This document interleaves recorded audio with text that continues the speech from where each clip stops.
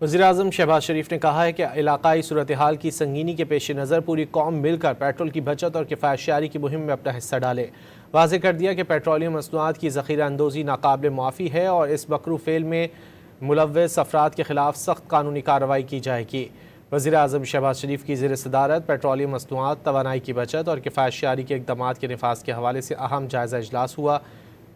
اجلاس کو خطے میں موجودہ کشیدہ صورتحال کے پیش نظر معاشی استحکام کے لیے کفایت شعاری سے متعلق فیصلوں پر عمل درآمد پر بریفنگ دی گئی۔